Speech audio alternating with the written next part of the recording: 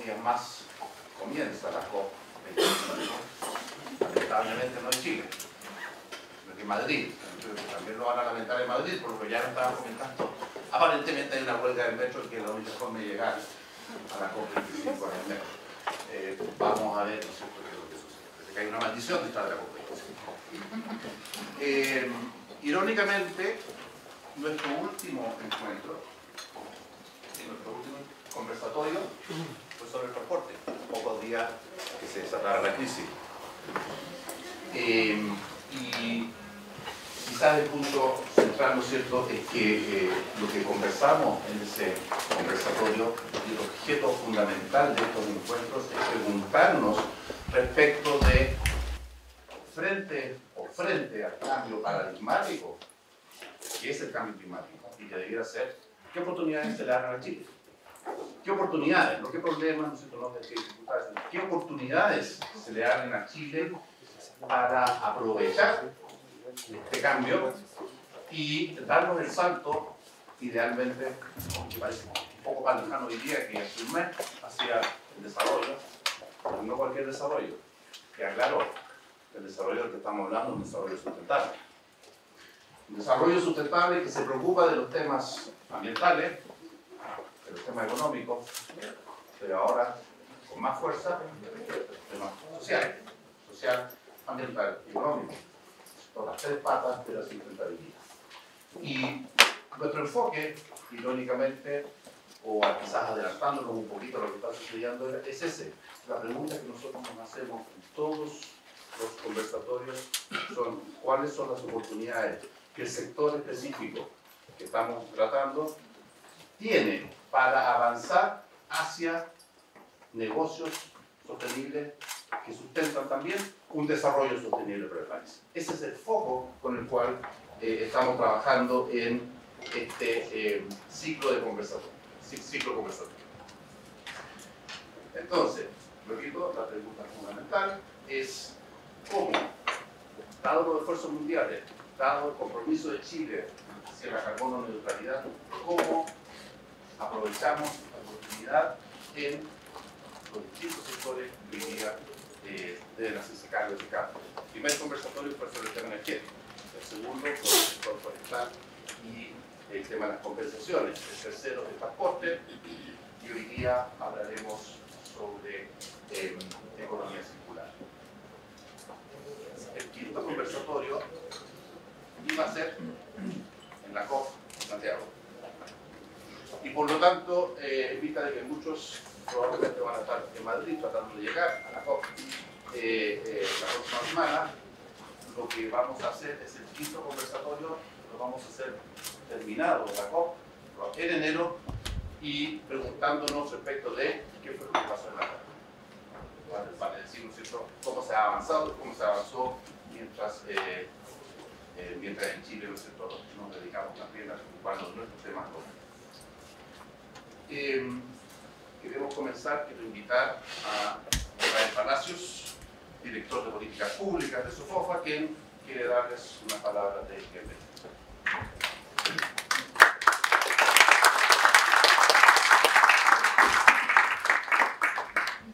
Vale, muchas gracias, buenos días. Bueno, esencialmente agradecer la presencia de todos ustedes acá, agradecer a las instituciones que nos han acompañado en este ciclo conversatorio, a la universidad, a Adolfo Ibáñez, a País Circular, al Consejo Minero, especialmente a Pablo Daniel, que de alguna forma ahora veo que tiene razón. Hemos tenido estas conversaciones con Pablo, si hacíamos los conversatorios, yo tenía la impresión de que Pablo no hay nadie, y hay interés en el fondo, así que todo me tenía.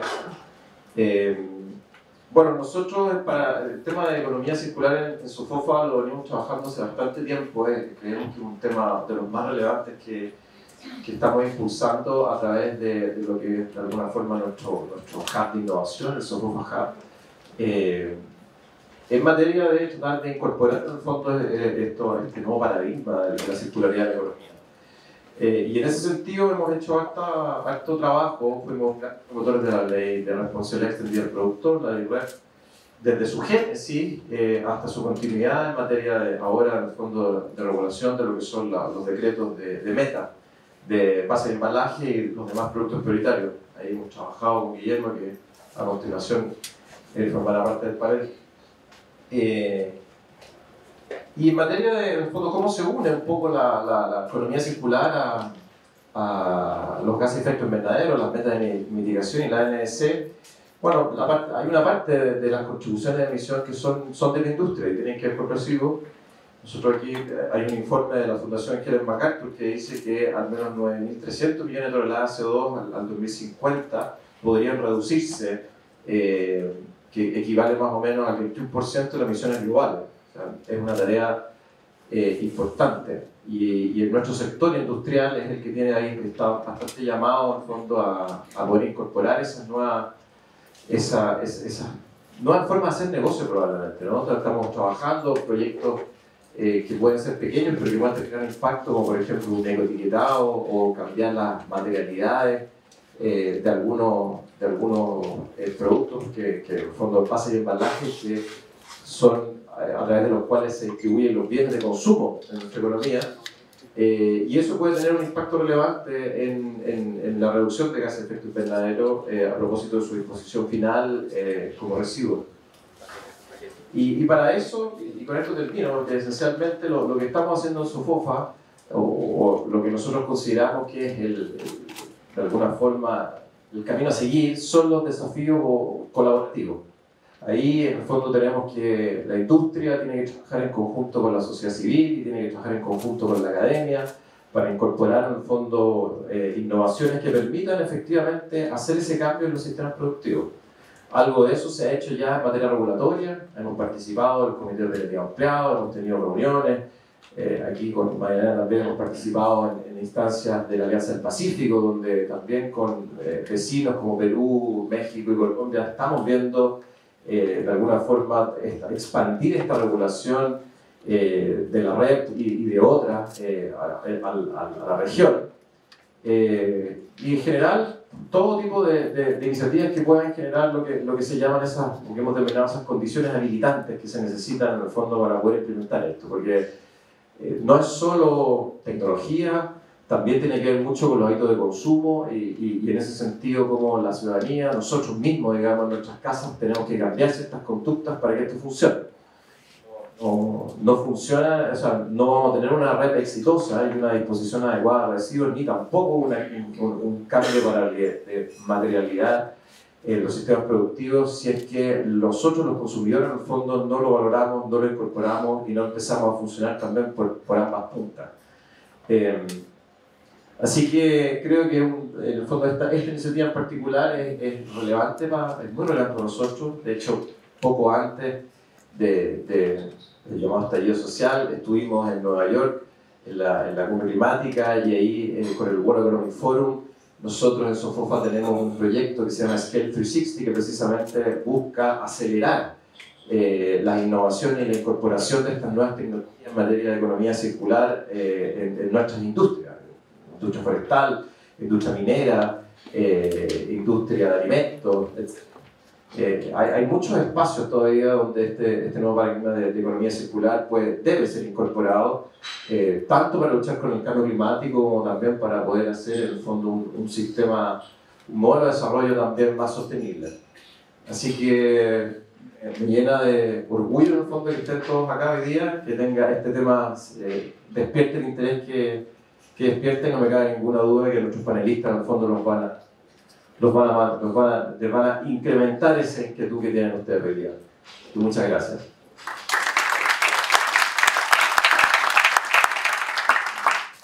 Bueno, entremos en materia directamente. Quiero invitar entonces a Pablo Adelier, quien será el moderador de este panel, ex ministro del Medio Ambiente, biólogo marino de la Universidad de Valparaíso, magíster en gestión y políticas públicas de la Universidad de Chile. A lo largo de su carrera profesional destaca su rol como director de la Comisión Nacional del Medio Ambiente, Región Metropolitana, y secretario ejecutivo de Medio Ambiente y interventor del Ministerio de Obras Públicas. Cuenta con más de 15 años de experiencia en evaluación y gestión ambiental de proyectos y destaca su labor en investigación y docencia dentro de su área de especialización, ex-presidente de la Comisión Asesora Presidencial para la Evaluación del CIA y cofundador de la Circular, con el cual estamos conversando. Adelante, Pablo. Aprovecho y llamar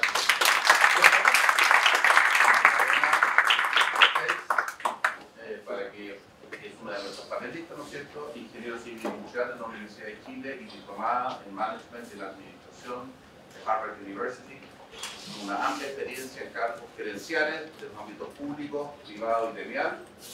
Fue miembro del directorio de SOFRI y se ha desempeñado como director ejecutivo del Comité Chileno del Consejo Mundial de la Energía, como directora de Gestión Estratégica y Asuntos Públicos de Codelco, como coordinadora del proyecto piloto nuevamente, y también fue asesora de contenido del ministro Presidenta en el 2006 y el 2010. Actualmente es gerente general de la Asociación Gremial de Industriales de Plástico, ASICLA. No pueden estar conmigo. Es esa pura casualidad. No lo invité. Ok, Leonel Sierra Alta, que no, el biólogo, Master of Science, actualmente vicepresidente de Medio Ambiente y Permiso de Angloamérica.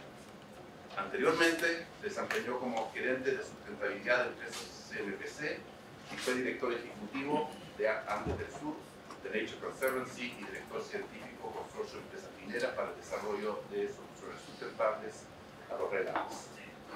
Entre los años 2010 y 2014 ejerció como jefe de división de recursos naturales, residuos y evolución de riesgo del Ministerio de Medio Ambiente. Guillermo González, jefe de la Oficina de Economía Circular del Ministerio de Medio Ambiente de Chile, es ingeniero civil ambiental de la Pontificia Universidad Católica de Chile, que obtuvo un máster en políticas públicas y un máster en ingeniería ambiental en la Universidad de California, Berkeley. Tiene más de 10 años de experiencia realizando consultoría ambiental en el sector público y privado y trabajando en distintas organizaciones de la sociedad civil, entre otras, como director ejecutivo del Centro de Investigación Espacio Público. Ha impartido cursos de gestión ambiental, evaluación de impacto ambiental y calidad del aire en la Universidad Católica, Adolfo Ibáñez y del Desarrollo. Finalmente, José Luis Opaso, ingeniero civil y medio ambiente de la Pontificia Universidad Católica, Master of Science in Environmental Technology del Imperial College de Londres, PhD in Science and Technology Policy Studies de la Universidad de Sussex. Profesor investigador de la Escuela de Negocios de la Universidad Adolfo Ibáñez, Deputy Director del Center for Business Sustainability y miembro del Sussex Energy Group de la Universidad de Sussex. Su trabajo se centra en la comprensión del surgimiento de innovaciones radicales para la sustentabilidad y la desestabilización de configuraciones sociotécnicas dominantes.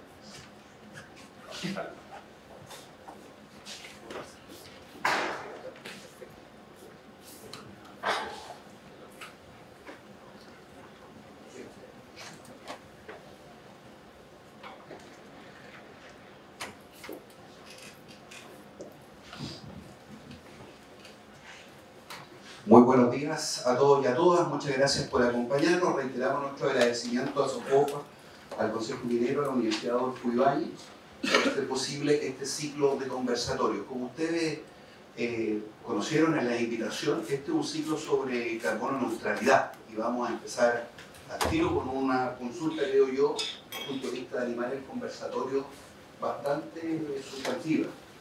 En la NDC, que concluye su proceso de consulta pública este día lunes, el día 2 de diciembre, concluye el proceso de consulta pública. Hay una novedad bien importante en el marco de quienes trabajan en economía circular y gestión de residuos. Se incorpora como novedad un componente nuevo, y está la economía circular, están los océanos, desde el punto de vista de un componente de integración en cuanto a mitigación y en cuanto a adaptación. Entonces, quiero partir por la autoridad, por Guillermo, que recién fue presentado por Raúl.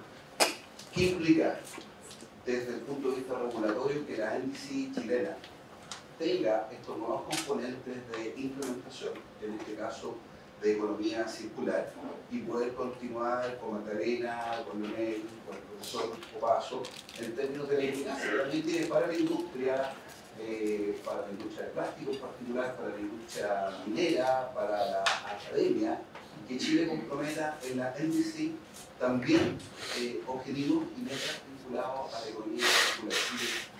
Guillermo, le dejo la palabra. Bien. Muy buenos días a todos, a todas. Realmente un gusto estar acá. Agradezco muchísimo la invitación de la Universidad Ibáñez, de País Circular y de la SOFOPA. Creo que es una tremenda instancia. Es hasta emocionante en los contextos en los que estamos. Tener esta cantidad de gente para seguir discutiendo temas en los que necesitamos seguir avanzando como país, ¿cierto? Entonces, agradecer la presencia de todos. Felicitar también a País Circular. Le comentaba el otro día a Pablo que muy poco rato se ha convertido en un referente en este ámbito. Y celebrar el hecho también del cariz con el que han estado trabajando en estos temas, en que han podido trabajar de forma, o sea, informar de forma constructiva, con profundidad, cosa que sabemos que normalmente no se puede mucho hacer en los medios. En ese sentido, creo que ha sido un tremendo aporte a la discusión en estas materias. Así que también ahí felicitar al equipo de País Circular. Entonces, yendo a la pregunta, efectivamente se trata de un hito clave, ¿cierto? Estamos ante una nueva NDC donde aparece claramente el tema de economía circular. ¿Por qué eso? ¿Cierto? Me decía Gonzalo Muñoz hace algunas semanas atrás, me decía, tal vez algunos meses atrás, que cuando el presidente Piñera había señalado que uno de los temas que queríamos poner en la COP25 era economía circular, junto con otros, ¿cierto?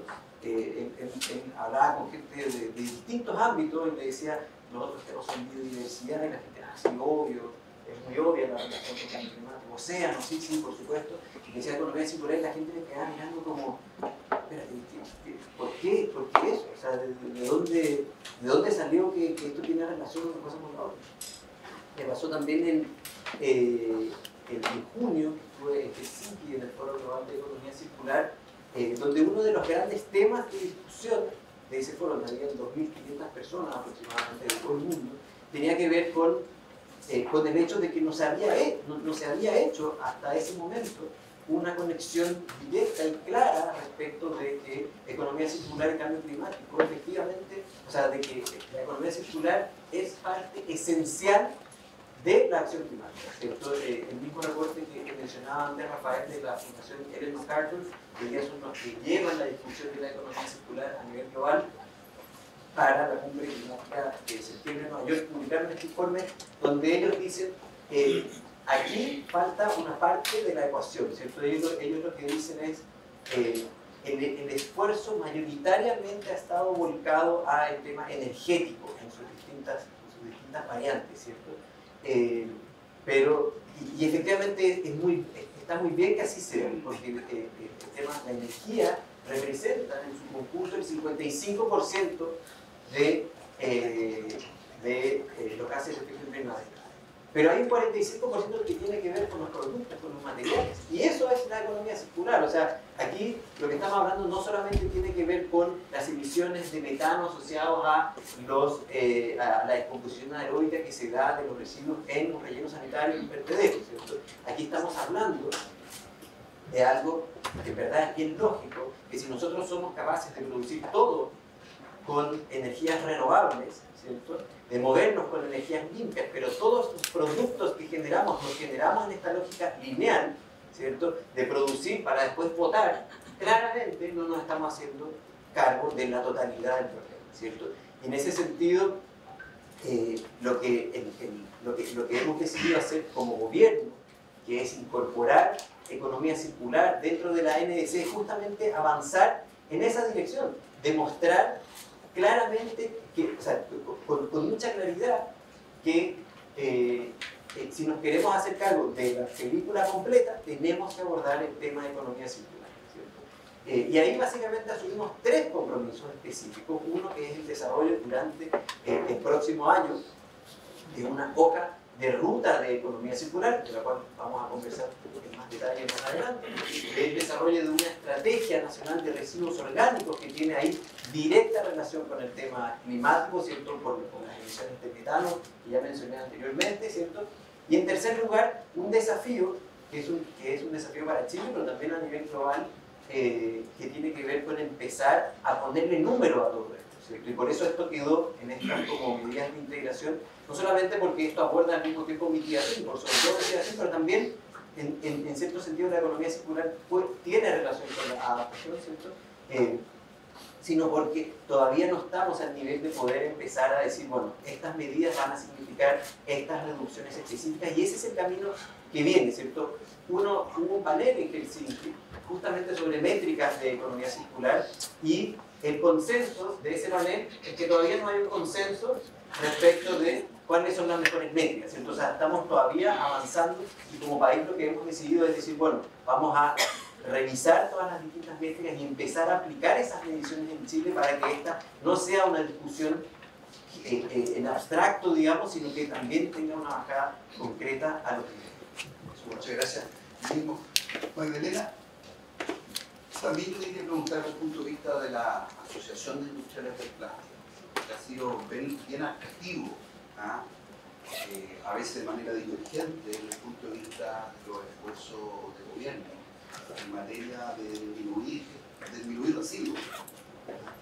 También, ¿cómo ven ustedes que la NDC, que es un instrumento regulatorio muy importante para el país, un compromiso ante las Naciones Unidas, hoy día incorpore objetivos de economía circular, se incorpore conceptualmente, y probablemente eso gatille ciertas regulaciones en distintos productos? Y obviamente el plástico ha sido un producto que ha estado en el interés de la regulación en distintos instrumentos. Buenos días, gracias por la invitación. No voy a repetir la introducción de Guillermo, pero me sumo a los agradecimientos y la grata sorpresa de ver que nos convocamos en torno a estos temas que tenemos que seguir haciéndonos cargo. Y respondiendo a la pregunta, Pablo, la verdad que desde la industria del plástico, como tú bien dices, ha habido todo tipo de etapas y ciclos. Sin embargo, hoy en día estamos completamente en línea y estamos completamente convencidos de que la ley REP es clave para poder avanzar en temas de reducción de emisiones, no solamente a nivel de reducción de residuos, que es clave también, sino que cómo nos hacemos cargo de las distintas materialidades, en particular el plástico, y cómo aprovechamos el enorme potencial de reciclaje que este material tiene. O sea, hasta ahora, yo siempre converso con nuestros industriales que dicen un montón de atributos del plástico y la reciclabilidad la toman como por sentada. Y hoy en día ese es el gran atributo que cobra mayor relevancia. Tenemos que aprender más de plástico, entender más de plástico para poder seguir reciclándolo, y la ley REP es el instrumento correcto y el gran paraguas bajo el cual se puede avanzar en esa dirección hoy en día. Y también citando la Ellen MacArthur Foundation, en Chile existen varias iniciativas y nosotros participamos activamente de todas ellas, todas al alero de la red y del ministerio, en términos de necesitamos todos conversar el mismo lenguaje. Esta tarea es titánica, por lo tanto la tenemos que hacer todos juntos. O sea, no podemos decidir cada uno empujar el carro como mejor le funciona a su respectiva área productiva. Por lo tanto, creo que se produce un fenómeno virtuoso en términos que al incorporar la economía circular generas un montón de efectos positivos que mitigan en la generación de gases de efecto invernadero, y ya Guillermo lo dijo de sobra, la relevancia que eso tiene a la hora de hablar de los compromisos que tenemos como país. Muchas gracias, Magdalena. Lo mismo para la industria minera. Siempre hay un foco bien importante en los residuos que son domiciliarios, pero hay una proporción, incluso en términos de volumen, si uno toma los inventarios de residuos, es una proporción menor, probablemente una problema de gestión por su presencia de orgánicos. Al mundo minero, desde el punto de vista de la red, probablemente en materia de neumáticos, en materia de batería, es significativo, pero quiero volver desde el punto de vista más estructural. La NDC, Compromiso Nacional. ¿Cómo lo ve la industria minera de incorporar este componente nuevo en un instrumento nacional que se comprometa ante Naciones Unidas y que puede ser muy significativo para los próximos años?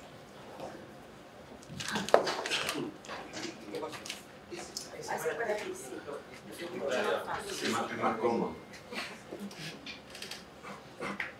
Bueno, muchas gracias por la invitación. Siempre es bueno tener estos espacios de reflexión en este mundo que vivimos hoy día, particularmente en Chile, en estos días. Yo creo que cuando uno hace métricas nacionales, uno no puede excluir un sector. Entonces, pensar que la minería va a estar fuera o que no va a participar, me parece no corresponde. Estamos en el caso de Vaso también. Lo podemos recircular, ¿no? Todo lo que se contagia así se combate con antibióticos. Lo que no se combate con antibióticos no se contagia así. Entonces yo creo que pensar que la minería va a estar fuera no tiene ningún sentido. La minería tiene que estar resuelta esta contabilidad. Y como dice Pablo, el tema neumático es un tema muy importante en términos del aporte de la minería a un residuo. Ahora, a mí lo que me gustaría más enfatizar es la relación entre economía circular y agua. Yo creo que se queda un poquito fuera esa relación. El movimiento de agua, es decir, el transformar agua de río en agua potable, es altamente un alto consumo de energía y eso impacta en las emisiones del país también. Por lo tanto, reciclar agua es un elemento muy importante en lo que viene como desafío en este país, en el contexto adicional de una sequía ya casi estructural que estamos viviendo desde hace 10 o 12 años en Chile. Por lo tanto, yo me gustaría que le diéramos vuelta a ese tema, el tema de la recirculación de agua. Yo creo que el salto conceptual que genera la visión de economía circular, yo recuerdo cuando se discutía en el programa del presidente Piñera para este gobierno, el tema de economía circular nos costó mucho meterlo, porque era residuos, como tú decías, biodiversidad, calidad del aire, pero economía circular costó meterlo en el programa, pero finalmente entró. Pero ahora el gran salto es pasar de la economía circular dentro de las empresas, o dentro de los productos, o dentro del ciclo de los productos, a lo que en Helsinki en el 2017 se llamaba la economía circular distrital. Es decir, pasar a hacer una economía circular de carácter distrital, mover agua desde un generador de residuos de aguas tratadas a un usuario que pueda utilizar esas aguas tratadas como parte de su make-up, como parte de su elemento para producir.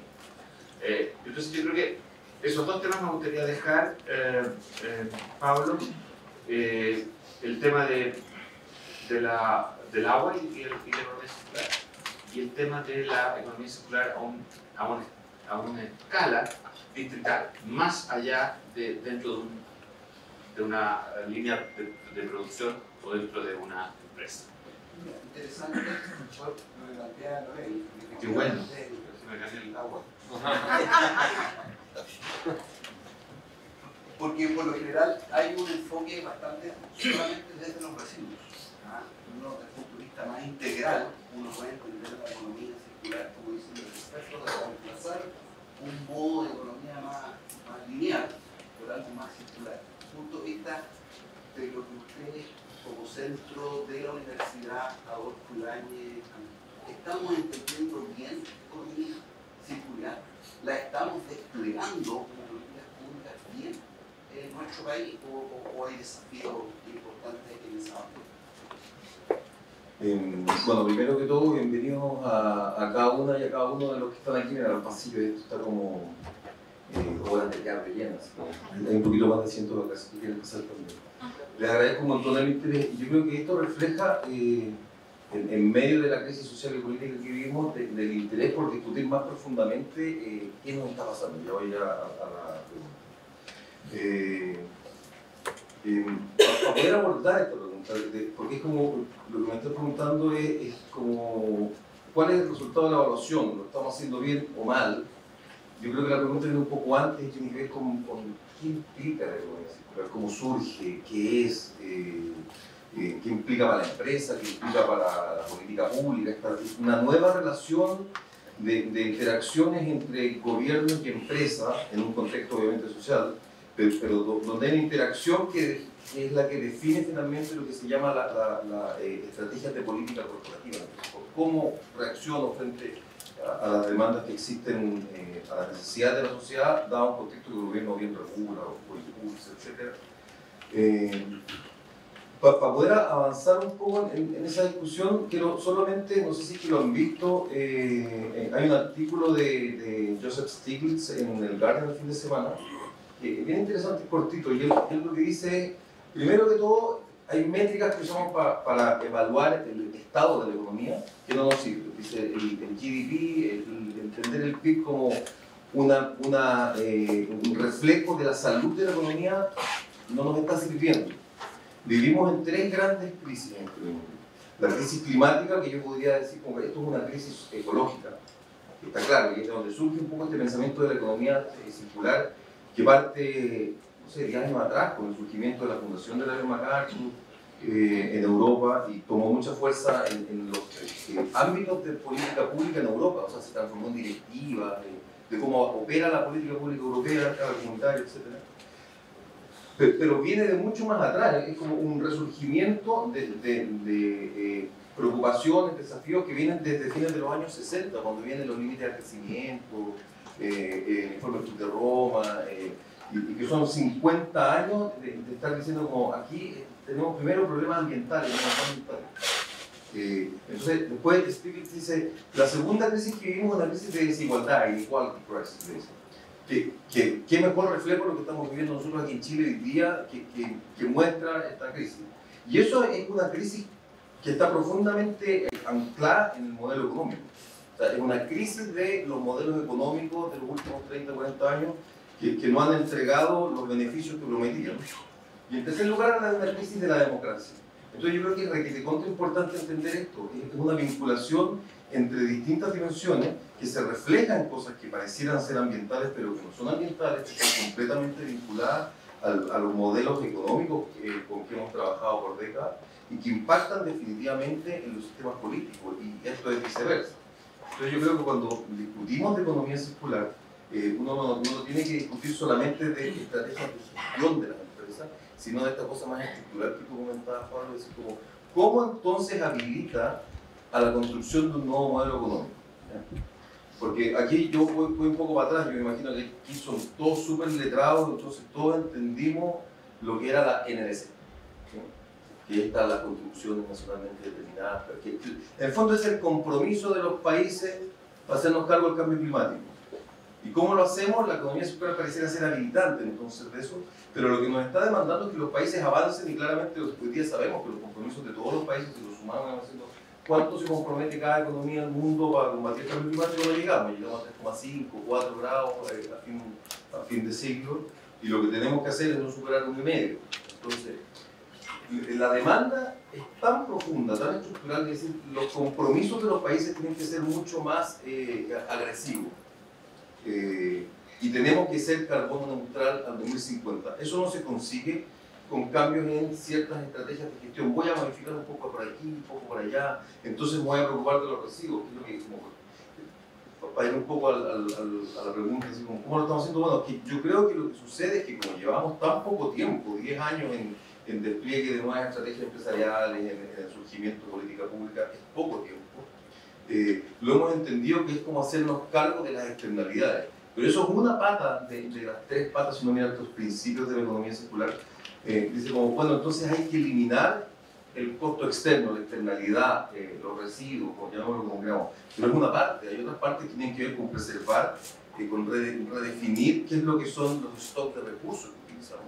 Y comparto plenamente lo que dice Leonel. Entonces no podemos sacar de la ecuación el cómo hemos venido haciendo las cosas. No es que, entonces se acabó la minería. Bueno, entonces ¿qué hacemos? Nosotros nos vamos a una cueva, nosotros vivimos 200 años, somos un país minero, somos un país extractivo. Entonces, ¿cómo cada uno de estos sectores se redefine? Esa es la gran pregunta. Es como, ¿cómo repensamos una estrategia de desarrollo productivo que incorpore un pensamiento de economía circular?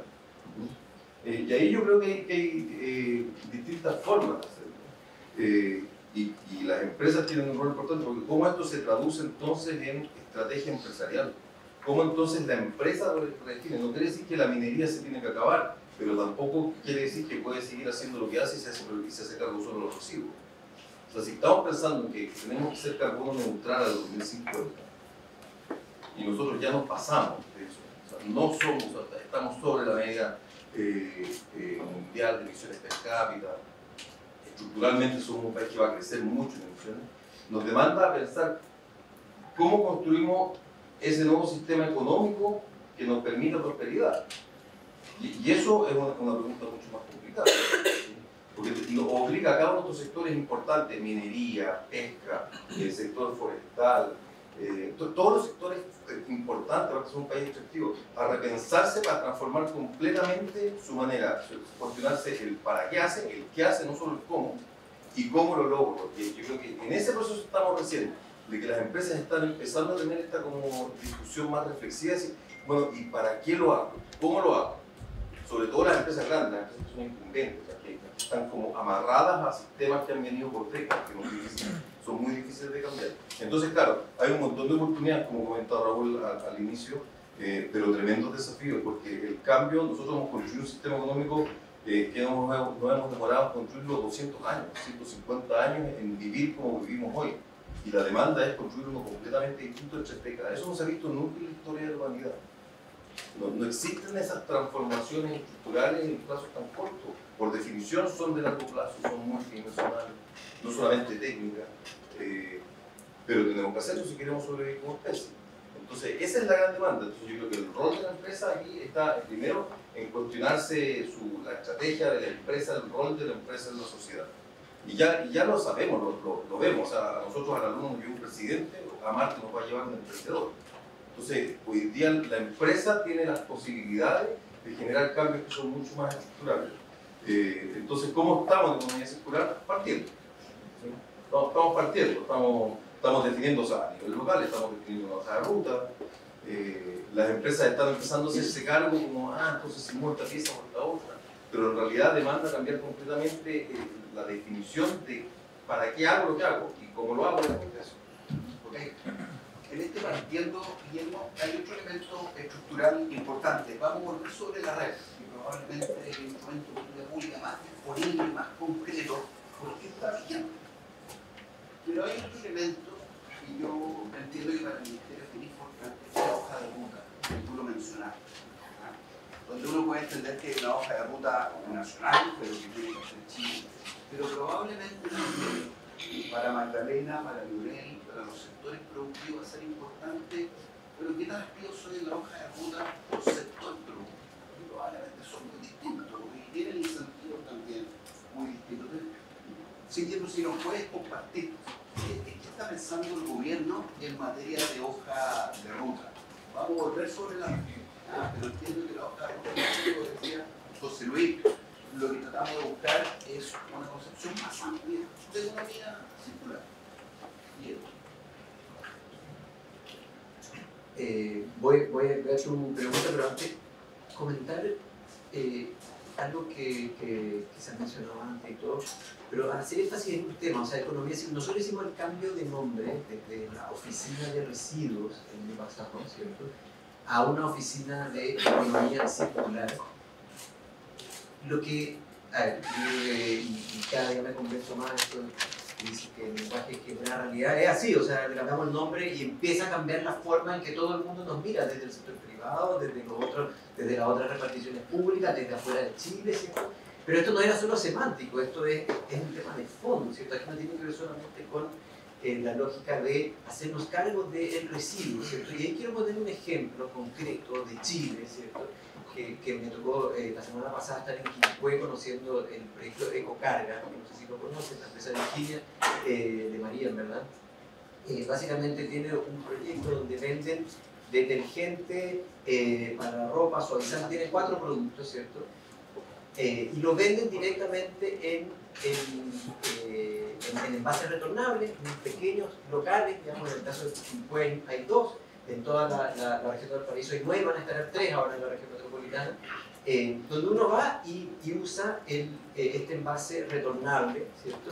¿Y por qué me parece importante ese ejemplo? Por varios motivos. Uno, hasta que no me senté, o sea, hasta que no entramos a la tienda y entendí bien lo que estaba pasando ahí, uno no es consciente de lo siguiente, que esto no solamente se trata de generar menos residuos, ¿cierto? Ahí me explicaban que en la lógica normal, tradicional, lineal, ¿cierto? Lo que ocurre en el caso de esa empresa, para ese tipo de productos, es que traen en un camión envases vacíos, pero ya soplados, porque ellos no tienen sopladoras, ¿cierto? Ya soplados, vacíos en un camión, que se estoquean en la planta, ¿cierto? Después son rellenados, se vuelven a estoquear en la planta, de ahí van en un camión a un centro de distribución, donde se vuelven a estoquear, y después van a un supermercado donde se vuelve a estoquear y recién ahí llega al consumidor, ¿cierto? En el caso de lo que están haciendo ahora, va un camión cisterna que lleva directamente el producto desde la fábrica, se conecta con una manguera como un camión de benzina, ¿cierto? Y lo descarga directamente a unos estanques desde donde se dispensa para el consumidor. O sea, todo lo que nos ahorramos entre medio es impresionante. O sea, no solamente el residuo, o sea, la economía circular es muchísimo más que el residuo, ¿cierto? Significa generar ahorros impresionantes. El precio de los 3 litros, ¿cierto?, de ese detergente para la ropa, ¿cierto?, son 11.000 pesos normalmente en el mercado y ellos los venden a 3.500, ¿cierto? Entonces uno dice, chuta, y yo le decía, pero espérate, ustedes están aquí como buscando posicionarse. No, ese es el precio. Cuando tú descuentas todas estas cosas que tenemos en el camino para llevarlo de una forma tradicional, nos cuesta 11.000 pesos, ¿cierto? Si nosotros lo vendemos en nuestra tienda cuesta 3.500 pesos, ¿cierto? Entonces, lo que más allá de todo eso, más todavía me llama la atención, hablando de la transformación desde las empresas, ¿cierto? Nosotros le preguntamos, bueno, ¿por qué los venden en un local? ¿Por qué no ponen estos dispensadores al interior de un supermercado? Y nos dicen, créanos que hemos ido a hablar con algunas cadenas, ¿y qué nos dicen? 2 cosas, ¿cierto? 1, pruébenlo y vuelven. Cuando les funcione, ahí hablamos, ¿cierto? O sea, si nosotros queremos hacer una transformación en las próximas 3 décadas, como la que mencionaba, ¿cierto?, con esa actitud no vamos a llegar a ninguna parte, ¿cierto? Lo segundo que le dicen es, chuta, pero espérate, si nosotros hacemos esto, va a bajar nuestras ventas totales en esa categoría, ¿cierto?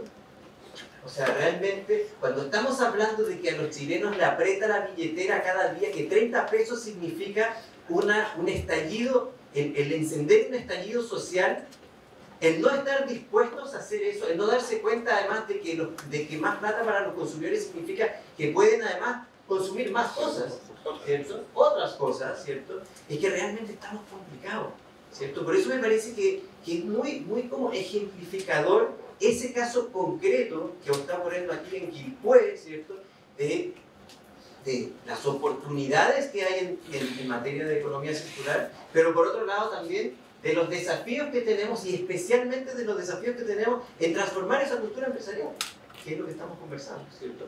Creo que es importante como no quedarnos pegados en el residuo, ¿cierto? Esto es una transformación más profunda que eso, ¿cierto? La hoja de ruta. Vamos a la hoja de ruta. Entonces, la hoja de ruta, ¿qué es lo que ha pasado en Chile en este último año? Que hemos estado trabajando en una hoja de ruta de plástico, al alero del Pacto por los Plásticos. Estamos trabajando en una estrategia nacional de residuos orgánicos, que la comenté antes, en un trabajo con el Construye 2025, que es un proyecto multisectorial, con múltiples actores. Estamos trabajando en una hoja de ruta para residuos de la construcción. El Ministerio de Agricultura está empezando a desarrollar una hoja de ruta para la agricultura, la economía circular en la agricultura. Nosotros estamos trabajando intensamente en la implementación de la ley RED, ¿cierto? Entonces, ¿qué es lo que uno ve? Es que en todas estas distintas iniciativas que yo encuentro extraordinario ir trabajando sectorialmente, hay algunos elementos comunes. Que si no nos hacemos cargo, realmente ninguna de estas va a tener la potencia que necesitamos. Elementos comunes, ¿cuáles? Por ejemplo, hoy día, botar una tonelada de residuos en un relleno sanitario cuesta $15. 10 lucas. Bueno, ahora menos que 15 dólares. Trabajando el precio. Como 12, 13. Sí. Pero realmente, ¿cómo hacemos competitivos los proyectos de valorización de plástico, de orgánicos, de residuos de la construcción, cuando nuestra alternativa es llevarlo a un hoyo que cuesta baratísimo, ¿cierto? Ahora, uno dice, bueno, eso es muy poco. ¿Qué es lo que han hecho los distintos países? Le han puesto un impuesto. ¿Qué significaría ese impuesto? Ese impuesto significaría que las municipalidades, que ya hoy día están hasta el cuello con los gastos de aseo, ¿cierto?, tendrían que pagar más. ¿Y por qué están hasta el cuello con eso? Porque en el fondo, hoy día, a diferencia de lo que pasa, estuve el lunes en Lima conversando largamente con mi par de Colombia de los temas de economía circular. Todo el mundo paga el gasto por aseo y aquí apenas un 30% paga el gasto por aseo. Entonces las municipalidades están absolutamente desfinanciadas. Entonces nos lleva a una cadena de temas que son transversales, ¿te fijas? Y que requieren una discusión política de alto nivel, ¿cierto? Porque en el fondo cuando uno dice pongámosle el impuesto, eso no es algo que lo vamos a decidir nosotros los técnicos del Ministerio de Medio Ambiente. Eso es una discusión que tenemos que tener como sociedad, ¿cierto? El otro tema, que también es transversal, el waste to energy, ¿cierto? La incineración con aprovechamiento de energía. Eso no es algo que se va a definir con un proyecto por aquí o por allá, ¿cierto? Esa es una definición país, ¿cierto?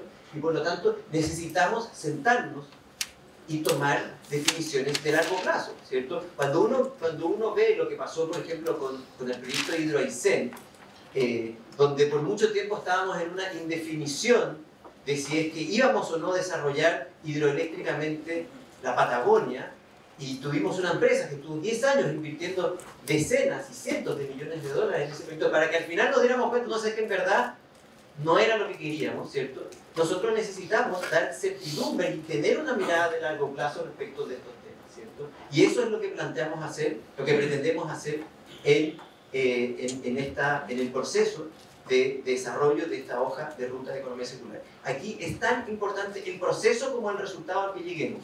Estamos convencidos de eso, ¿cierto? O sea, nosotros podemos parir una hoja de ruta con mi equipo en 2 semanas, ¿cierto? Pero ¿qué valor tiene eso? Ninguno. Esto tenemos que construirlo con los actores clave de los distintos ámbitos de nuestro país. Y eso es lo que pretendemos hacer. Quiero saltar a Lorel Magdalena. Primero, Guillermo lo mencionó, desde el punto de vista de la hoja de ruta, probablemente se avance en una ruta sectorial. La agricultura, la construcción han sido sectores activos. ¿Crees tú, Lorel, desde el punto de vista de industria minera, de tener una hoja de ruta de economía circular para el sector minería? ¿Cuáles deberían ser los ejes? Tú mencionaste el recurso hídrico, probablemente el consumo energético y obviamente el residuo también lo es. Sí. Tú lo has dicho, evidentemente esos son los puntos más importantes: agua, residuo como neumático, energía, bajar el consumo de energía, aprovechar más energías eólicas o solares, principalmente las mineras del norte. La energía solar fotovoltaica está siendo muy extendida aquí en la región metropolitana, al costado de todos los tanques de relave grandes que hay en la región metropolitana. Hay grandes extensiones de paneles de energía solar fotovoltaica. Yo creo que vienen más todavía. Y yo creo que por ahí va a haber una línea de trabajo que perfectamente se puede meter en un programa de más largo plazo. A mí me gustó mucho el ejemplo de los detergentes que daba Guillermo, porque me hace pensar, no sé si la mayoría de ustedes es más joven que yo, pero cuando yo era chico el aceite se vendía en tambores. Uno llevaba, nos sacaba botellas de aceite, llevaba su recipiente de aceite y se vendía de medio litro, de litro. O sea, son cuestiones que pasaban hace 50 años, pero como 60, o sea, y probablemente hace 80 también. Mi mamá y mi papá también compraban aceite así. Es medio ilógico la cuestión de la economía circular. Yo recuerdo el relato del subdirector de la Convención de Biodiversidad, un sudanés, cuando hablábamos de reciclaje, y decía, a mí me da risa la historia del reciclaje, porque nosotros vivimos en un país que reciclamos todo, vivimos reciclando todo. Entonces, hay como un cambio cultural, hay como más que un programa de trabajo, más que un acuerdo político que es imprescindible, pero tiene que haber un cambio cultural en nuestra sociedad, en lo que está demandando nuestra sociedad. Yo creo que lo que está hoy día en la calle, los jóvenes, tienen mucho que decir, ¿no? O sea, esta mañana me llegó un WhatsApp de un joven, y si ustedes me permiten, y disculpa que me haga esta digresión, Pablo, pero me dice, este joven me dice, 28 años, chileno, estudiando fuera de Chile. ¿Y qué tanto si no somos los jaguares? Sin multinacionales y corporaciones que destruyen la naturaleza, empobrecen el espíritu y llenan de basura material las casas y las cabezas de las personas. ¿Y qué pasa si lo cambiamos por un país menos espectacular, sin moles, pero con salud, educación, habitación digna y de calidad ambiental para todos? Eso me mandó un joven también. Entonces, escuchemos lo que nos están diciendo los jóvenes, hagamos este cambio cultural, que no es copernicano, es hacer cosas que hacíamos antes, vender por litro, vender aceite por litro, tener más respeto, calidad y cuidado con el agua. De repente podrían ser parte de la hoja de ruta, ¿no? Cambios culturales. A ver, yo creo que nosotros no vamos a cambiar costumbres, hábitos, con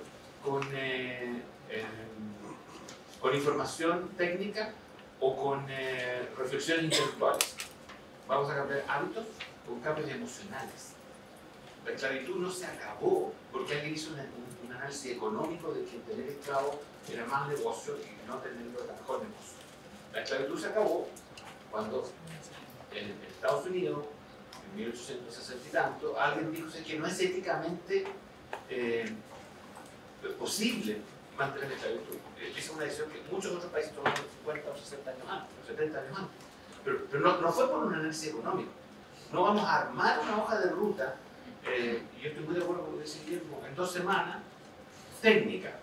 Tiene que haber un acuerdo, que es un acuerdo que además surja de un convencimiento, que nos toque el alma de lo que estamos haciendo, porque nos toque la fibra íntima. Así que yo creo que por ahí va la generación de una, una hoja de ruta. Yo creo que los sectores productivos importantes de este país, salmonicultura, agricultura, forestería, minería, vamos a estar alineados por esa hoja de ruta. Si no hay ninguna otra posibilidad. Esa es la voluntad de la compañía. Algunas se demorarán más, otras se demorarán menos, otras ya estamos en eso. Vamos a comienzo de este año inauguramos unos paneles fotovoltaicos sobre un tranque relave que nos permite disminuir la evaporación del tranque relave, o sea, perder menos agua y generar energía eléctrica. Está lleno de iniciativas por el estilo en el sector minero y en otros sectores industriales. Pero el tema más importante tiene que ver con lo otro que decía, de hacer este cambio cultural y que los jóvenes no están pidiendo. El niño que escribe esto me tocó el alma. Sí, gracias. Yo también creo que desde el punto de vista de cambio cultural es para trabajar a ayudar, pero probablemente a Magdalena, pero industriales del plástico, yo no le agrada mucho me imagino yo, la venta de aceite por tabaco. O sea, creo que obviamente hay sectores productivos que eventualmente ganan y sectores productivos que eventualmente pierden. Entonces, este ejemplo de los detergentes que mencionaba, son más masivos desde el punto de vista de la industria. Obviamente, el consumo, la producción de satisface. También tiene una lógica, también hay una necesidad. Por lo tanto, ¿cómo a tu juicio, Magdalena, convive ese interés que declaramos con la realidad de lo que consumimos, que es muy distinto? A ver, quizás lo primero aclarar y romper inmediatamente un mito es desde la industria hay una convicción absoluta de que este es el camino. Y el camino en el mundo de los plásticos está muy orientado a gestión de residuos, a disminuir pérdida de alimentos y a disminuir generación de gases de efecto invernadero producto del transporte, porque tiene un tema de peso y resistencia que no tienen otros materiales. Entonces, dicho eso, como industria no queremos vender lo más posible. Queremos vender, sin duda, queremos rescatar los atributos positivos que tiene el plástico, que sin ellos la humanidad no estaría en el nivel de desarrollo que está hoy. O sea, tendríamos que volver atrás en muchos sentidos. El evitar la pérdida de alimentos gracias a la propiedad de conservación que tiene el plástico, o sea, la pérdida de alimentos genera el 20% de los gases de efecto invernadero a nivel mundial. Entonces, créanme que es importante hacerse cargo de que los alimentos no se pierdan. Y el camino no es eliminar el plástico, el camino es usar el plástico responsablemente, y eso pasa por las personas, pero también pasa por los industriales. Y en la industria estamos convencidos de que es efectivamente así. Entonces, el objetivo no es, en este cambio profundo de estructura, también hay un entendimiento de que hay que racionalizar el uso indiscriminado. No hay ni una duda de eso. Entonces, cuando tú dices, ¿nos gusta este modelo? Claro que nos gusta, no tiene por qué disgustarnos. No nos gusta cuando te dicen, cambia el envase de plástico de polietileno por uno de polipapel, que es cartón cafecito, que se ve muy ecológico, pero termina en la basura. El gran problema que tenemos, porque al ser mezcla no se puede reciclar ni como papel ni como plástico.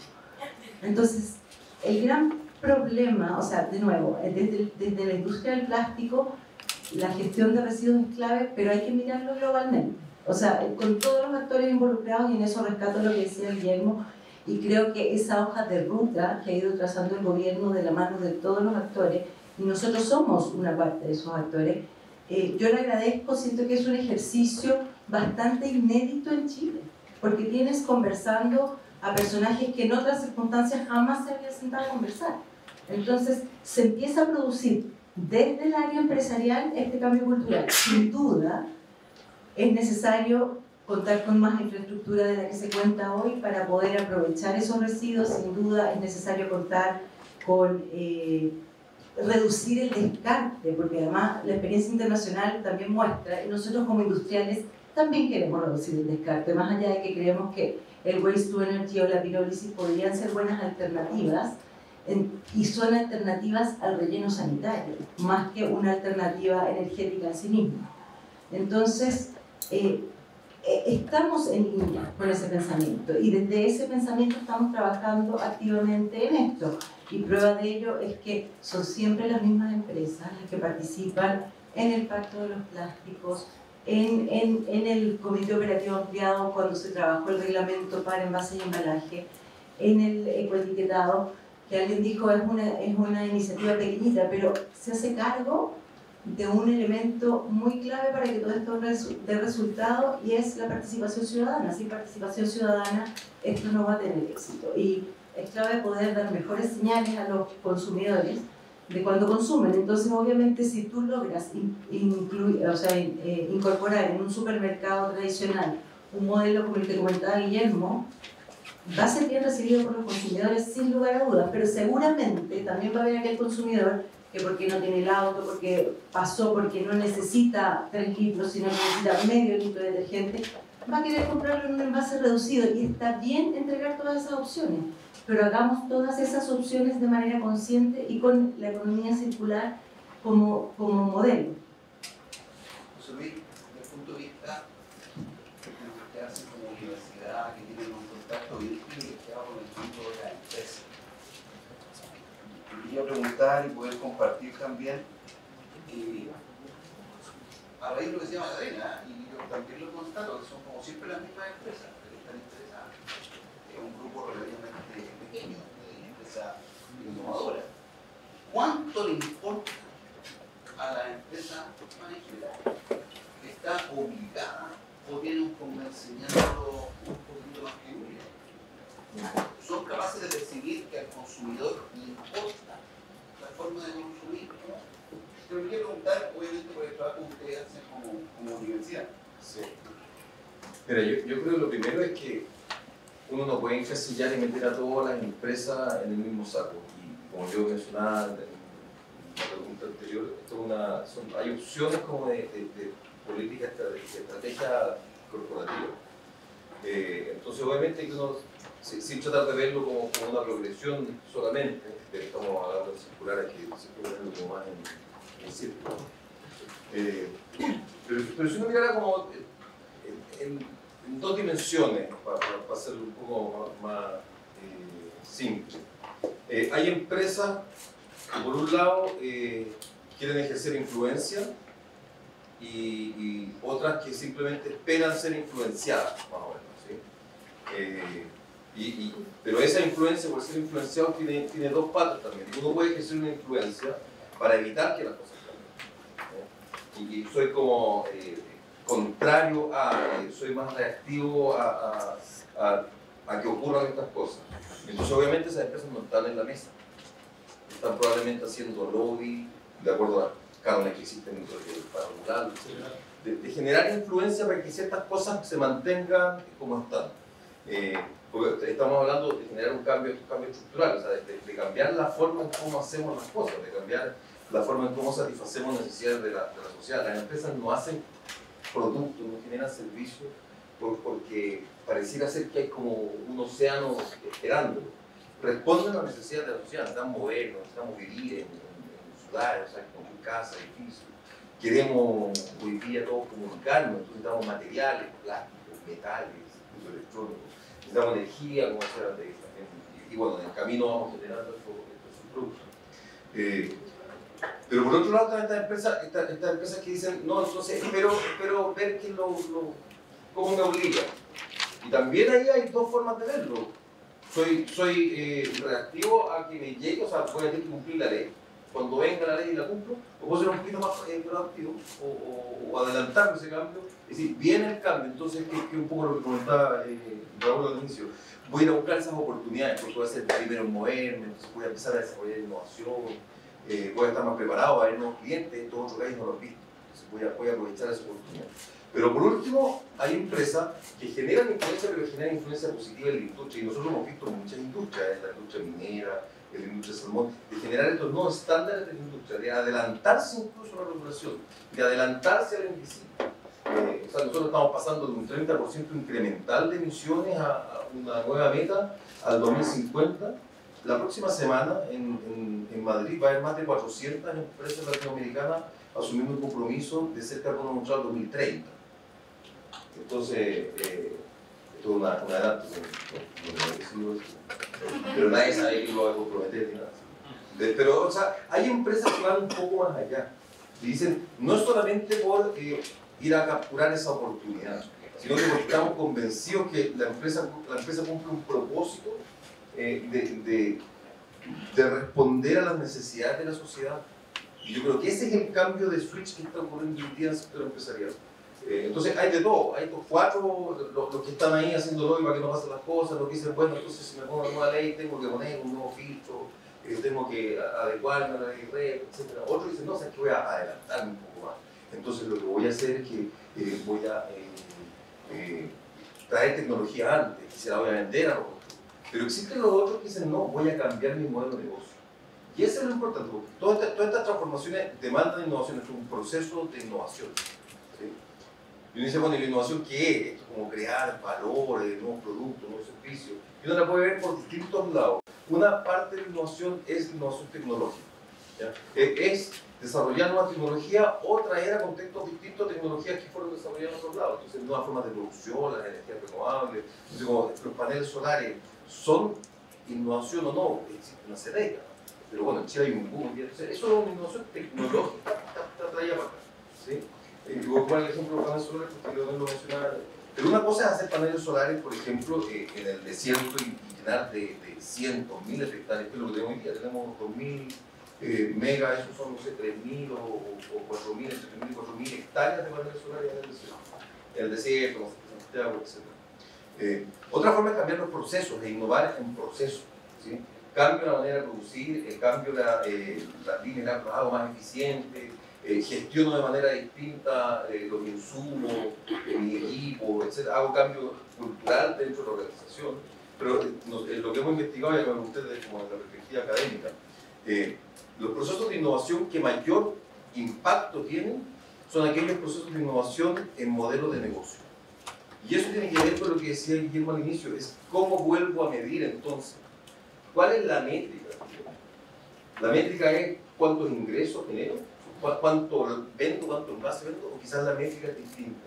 Es decir, pone cuánta residuo saqué del relleno sanitario, cuánta energía pude yo generar para mi propio proceso, cuánto, no sé, olores disminuyo, cuánta contaminación. Entonces son esas nuevas métricas que son las métricas que determinan el éxito del negocio, ¿sí? Cuánto de lo que antes era basura hoy día no es basura y es valorizado y lo pongo de vuelta en la industria.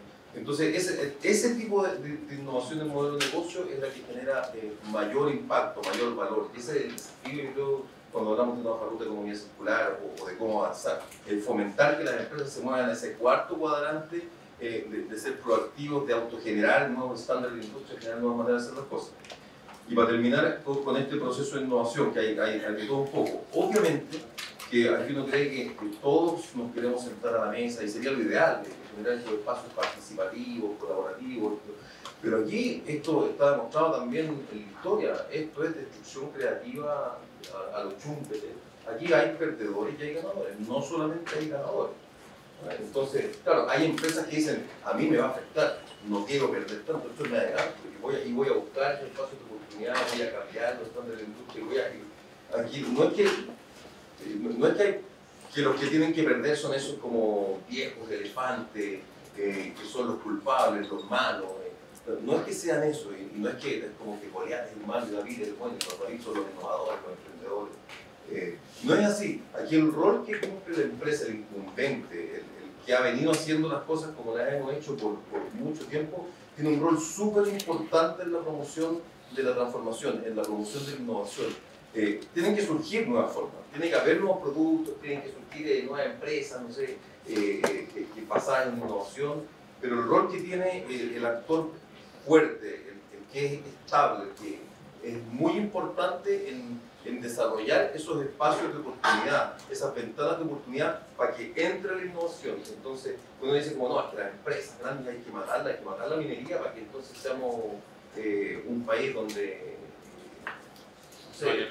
no haya minería a nivel local, que buscamos nuestros alimentos, los teléfonos vamos a encontrar la forma de comunicarnos entre madera, no sé, pero no, estos sectores productivos incumbentes son muy importantes en generar el espacio de transformación para ese cambio que estamos hablando, que es un cambio a 2, 3 décadas más adelante.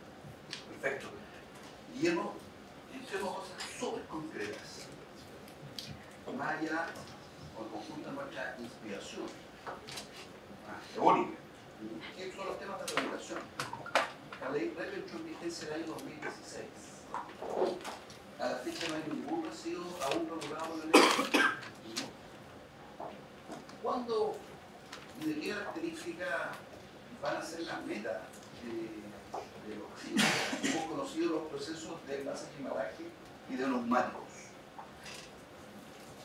Si nos puedes contar, ¿cuánto a tu juicio queda para que esos decretos entren en vigencia? Porque es una señal súper concreta que mueve la aguja para muchos emprendedores, para la industria de la gestión de los residuos, y si esos decretos se demoran, probablemente también se demora parte del proceso o de las señales que crean. ¿Cuándo crees tú que podemos tener un decreto de meta para envases y embalaje neumáticos, que son los dos primeros que hemos conocido? Buena pregunta. Yo me puedo hacer cargo más de lo que ocurre desde el año pasado a la fecha, porque 2016 al 2018, ahí yo no me voy a meter. Nosotros tomamos la posta en 2018 con ningún avance, la verdad, en ninguno de los puntos prioritarios. habían estudios previos y todo, pero realmente así como empezar a trabajar los decretos fue ahí. Entonces como no es que quiera echar la culpa a nadie, pero pongamos como las cosas en perspectiva. Nosotros nos iniciamos el camino en 2016 para poner los plazos como objetivamente, y desde ahí créeme que ha sido un trabajo incansable en generar un proceso con los comités cooperativos ampliados, con muchísimas reuniones adicionales que hemos hecho con todos los actores que existen prácticamente en la materia, tratando de entender la minucia. Estamos ya, como tú dices, esto ya es regulación, y aquí el diablo está en los detalles, ¿cierto? Y por lo tanto nos hemos metido en cada detalle. Venimos saliendo de un proceso de consulta pública en base a embalaje donde recibimos 1.512 entradas, no 1.512 observaciones. Solamente la de Socofa tenía 60 páginas, ¿cierto? Que era una de esas 1.512, o sea, realmente una cantidad masiva de observaciones, y lo cierto es que yo me siento muy tranquilo en el sentido de que hemos hecho la pega de realmente meternos al detalle de cada uno de los distintos productos prioritarios, que además cada uno tiene su particularidad, ¿cierto? O sea, es muy diferente hablar de neumáticos que de envases, y también de aceites lubricantes, ¿cierto? Y por lo tanto hemos tenido que meternos en el detalle de cada uno de ellos. Nos gustaría tener y esperamos tener los decretos ya en la Contraloría pronto, ¿cierto? Eso estamos, como digo, trabajando intensamente para que así sea, pero yo creo que también es importante establecer que en el fondo, el día que nosotros lo tengamos listo, ya dictado, también va a pasar un periodo para que la industria se prepare, entonces esto no es inmediato, y en ese sentido creo que aquí hay un desafío enorme que tenemos como país y que tenemos que ser capaces de encarar, que tiene que ver con el hecho de que las buenas políticas públicas, serias, que tienen un horizonte de largo plazo, que realmente hacen sentido, que se han probado a nivel internacional, que funcionan, toman tiempo para hacerlas bien, ¿cierto? O sea, nosotros lo peor que podríamos hacer es empezar a tomar medidas de corto plazo, que se vean rápido, ¿cierto? Porque eso podría perfectamente ser pan para hoy, hambre para mañana, ¿cierto? En ese sentido, digo, tenemos un desafío porque la calle pide urgencia, el planeta pide urgencia, ¿cierto? Y por lo tanto, efectivamente, estamos dándole la mayor urgencia posible dentro de lo complejo que es, como tú bien sabes, generar avances en un aparato estatal que es complejo, ¿cierto? Y por lo tanto, nada, o sea, como digo, estamos tranquilos, sabemos que esto va avanzando, hay avances en todos los frentes, y eso como digo, me deja muy tranquilo. Y lo otro también es que si bien esto va a comenzar recién un par de años después de que se dicten los decretos, ¿cierto? Lo que uno ve hoy día es que esas señales de mediano y largo plazo ya empiezan a generar acción hoy. En el caso de neumáticos, tenemos ya sistemas de gestión que se están constituyendo, tenemos grandes compañías internacionales que están evaluando seriamente inversiones multimillonarias en Chile para procesar esos neumáticos, ¿cierto?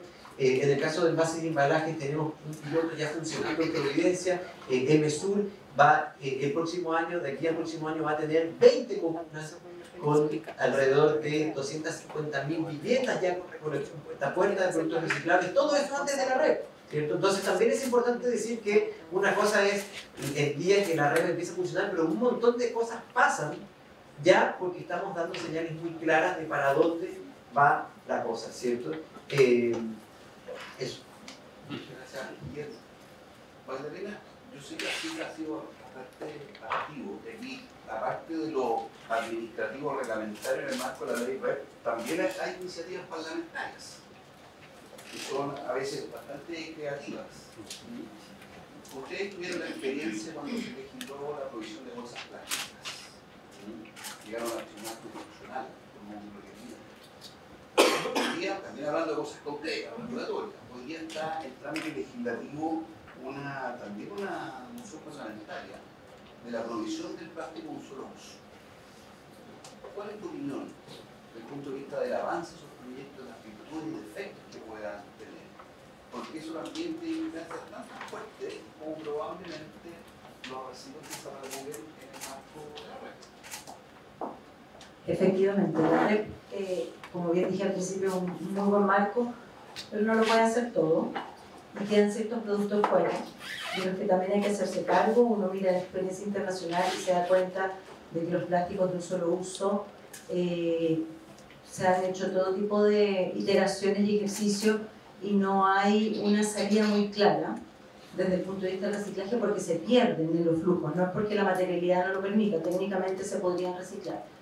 El tema del proyecto en particular del que tú estás hablando y yendo a temas bien concretos, es que de partida es la fusión de 6 iniciativas que no tienen nada que ver la una con la otra, superpone leyes, que es otro tremendo problema, quiere regular cosas que ya regula la red, que la red es una ley que se aprobó por mayoría, entonces hay como una contradicción que en parte tiene que ver, y me voy a ser completamente impopular por esto, tiene que ver con un tema de lo que plantea Guillermo es bien complejo de manejar porque no se condice con el ciclo electoral. Estamos hablando de una ley que se promulgó en el 2016, que vamos a poder implementar al menos con lo que se refiere a envase de embalaje en el 2022. Entonces, el resultado de esa ley, esa cinta, esa métrica, no va a ser una medalla que va a tener ni este presidente y probablemente el próximo tampoco. Entonces, ¿cómo poder, con estos proyectos de ley, pensar y poner antes el beneficio país, lo que pasa con la sociedad, cómo nos desarrollamos con una sociedad ambientalmente mucho más consciente? Y eso no solo a nivel del gobierno y del empresariado, a nivel de la ciudadanía también. Pero desgraciadamente, hoy en día, a nivel del Parlamento, proponer proyectos efectistas, rápidos y ambientales es como un foro al tiro, fantástico. Y hay mucho desconocimiento. Entonces, ese proyecto en particular incluye botellas PET. Las botellas PET no son considerados en lo que nosotros llamamos el SPO Single Use, el SUP o el Single Use Plastic, que es el plástico de servicio. Entonces, de partida no tenemos un consenso de qué estamos hablando. ¿Qué es eliminar un plástico de un solo uso?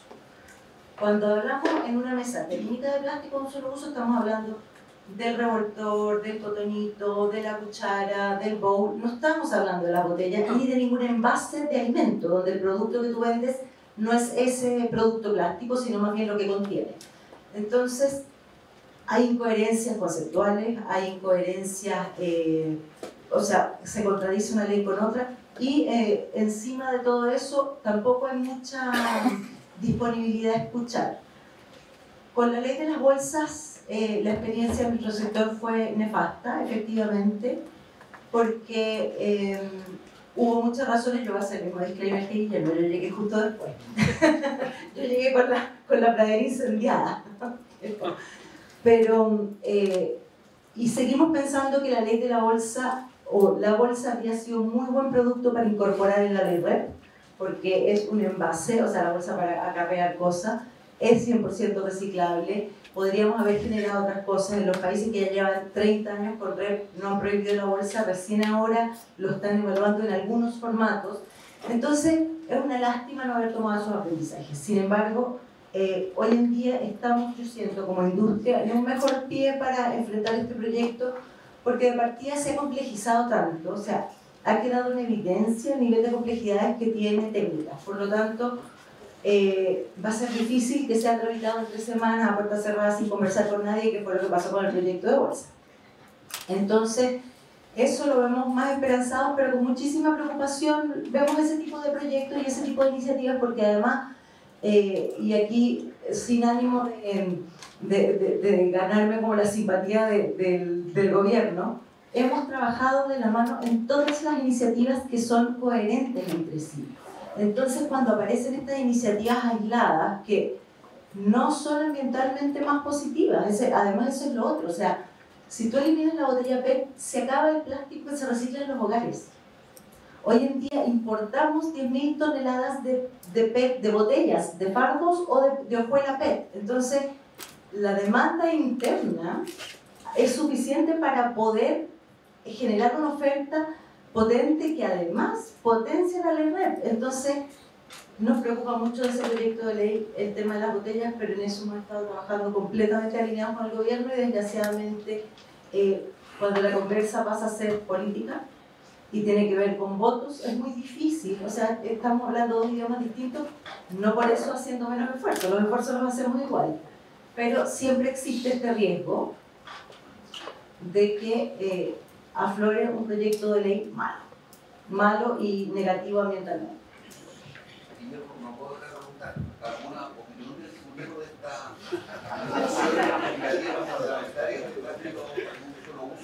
Sí, por supuesto, nosotros presentamos una indicación sustitutiva al proyecto, nos parece que hay un montón de cosas por mejorar, esas son mociones parlamentarias que se refugieron en un único boletín y, o sea, no sé qué tanto tiempo tenemos para entrarle al detalle a eso, pero básicamente,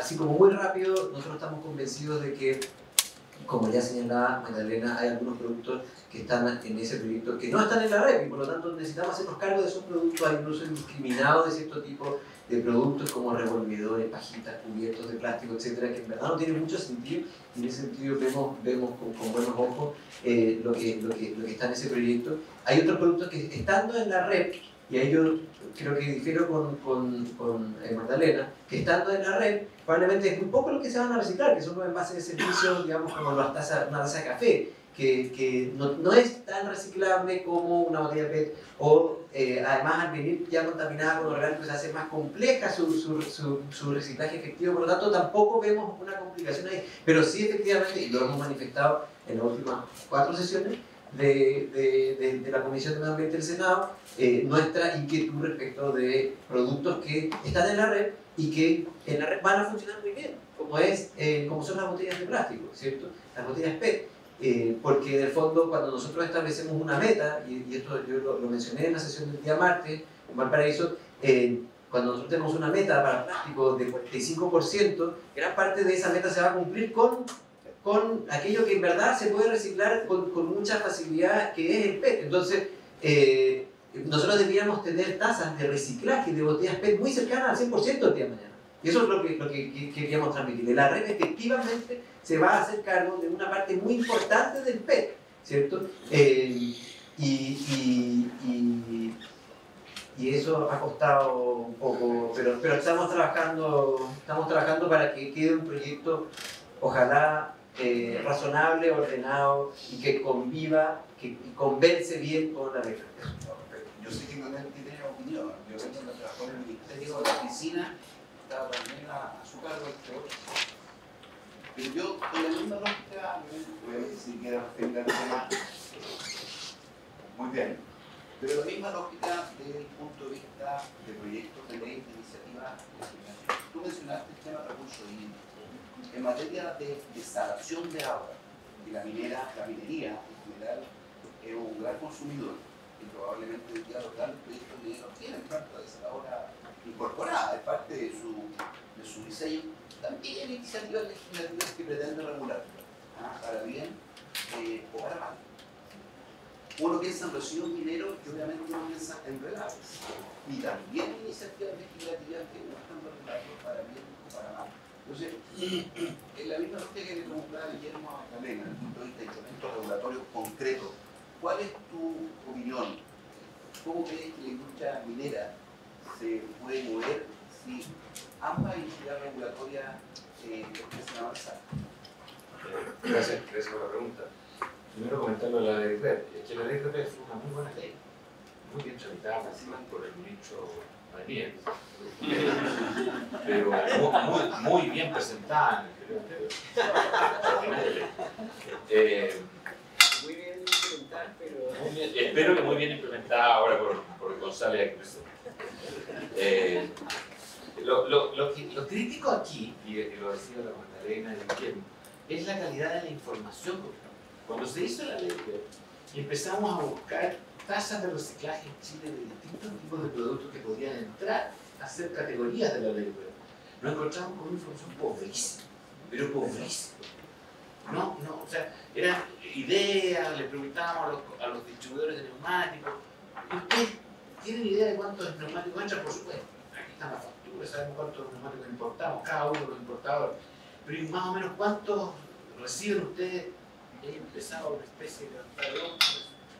Había que partir por hacer un catastro básico, elemental, de cuánto era el reciclaje de plástico, de papel, de neumáticos, de baterías, de pilas, de equipos electrónicos. No había ninguna información veraz, de calidad. Siempre la información se había hecho en materia de residuos sólidos en general. Con eso se planificaron y se evaluaron los rellenos sanitarios, y todo, pero así de ¿cuánto hay? El tema grave es la calidad de información con lo que uno dispone. Otro aviso, no se preocupen por lo que se demore el tema se instaló ciudadanamente, se instaló, estábamos reciclando en Chile. Yo recuerdo una reunión con los supermercadistas que nos dijeron que por favor hiciéramos algo, porque ellos recibían en los patios de los supermercados mucho más material para reciclaje del que los recicladores eran capaces de procesar e ir a buscar. Y ya el Servicio de Salud de la región metropolitana, el Servicio de Salud estaba usando partes por acumular residuos en lugares donde se vendían alimentos. O sea, no es que estemos acumulando residuos, es que los contenedores del reciclaje se saturan. Estoy hablando del año 2012. Entonces, el tema se instaló, se está generando información de calidad, se está haciendo la reglamentación para dar un porcentaje. Viene, en 2 años más vamos a estar funcionando. Les recuerdo, a mediados de los 80, en la Intendencia de la Región Metropolitana, se empezó a medir calidad del aire. Es antes del 85, 83, 84, Ricardo Katz, Juan Escudero, en esos años. El primer plan de descontaminación, ¿saben cuándo salió? ¿Se acuerdan? 10 años después, año 94. Pero había que medir, había que saber qué era lo que había en el aire. Eso por un lado. El segundo, el sector minero está trabajando en temas de reciclaje de neumáticos. Hay un par de plantas piloto de pirólisis de neumáticos de minería. Ustedes saben que son complejos, son complejos de manipular, pesan varias toneladas. Por lo tanto, el reciclaje de neumáticos normales no es lo mismo que el reciclaje de neumáticos minero. Entonces, ahí hay una línea de trabajo que está trabajando el sector minero y que yo creo que está dando frutos, por lo menos en los ejemplos nuestros son buenos. Ahora, en particular, reservación de agua y leyes que la regulen. Mira, yo creo que eso es algo que va a ser difícil de parar, pero lo que tenemos que hacer es proporcionar la información adecuada. Es decir, ¿qué significa un metro cúbico de salmuera tirada en el mar en los primeros 100 metros de la costa? ¿Qué significan? ¿Qué pasa en los fondos marinos? Generemos información al respecto que va más allá de la información específica que uno pueda levantar un estudio para contestar. Que es una información específica al lugar, pero tratemos de entender procesos. Las alianzas con las universidades que tienen equipos de biólogos marinos y oceanógrafos es vital para eso. Y espero que cuando se regule en el Congreso esto, tenga información de calidad para poder tomar decisiones importantes. Y en relación a los relaves, la realidad es que por cada que la ley de los minerales es del 1%. Cuando encontramos un mineral del 1%, nos abrazamos y encontramos una extraordinaria ley. Entonces, los otros 99 toneladas son piedra molida, desechos que hay que acumular en alguna parte. Hay muchos esfuerzos en la minería hoy día mundial y nacional para disminuir el volumen de esos residuos, para buscar maneras de reciclar. Y aparecen las ideas geniales.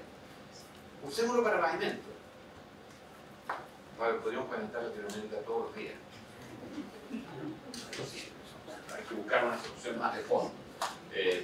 No sé, usémoslo para hacer ladrillos, podríamos construir ladrillos, toda China. Entonces, tienen que ser cuestiones, la escala a la que ocurre la minería. Es una escala en la cual que tiene que ser consistente con la escala de las soluciones. No podemos hacer soluciones pirquineras para problemas de la minería, de la gran minería. Lo primero es entender las escalas en las que ocurren las cosas para poder hacer una solución. Ahora, hay esfuerzos, la disminución de volumen, por ejemplo, es importante. Relaves secos, relaves en pasta, la utilización de áreas alternativas a la formación de relaves, como el pit, por ejemplo, de las minas, puede ser una buena alternativa. El relleno de caserones, en el caso de un proyecto que está relacionado con el impacto ambiental, el mismo caserón que se vacía se rellena después con residuos de la minería, con piedra molida. En fin, hay maneras de disminuir esos volúmenes, pero hay una esencia de la minería que es extraer mineral y para eso hay que moler piedras. La realidad es así.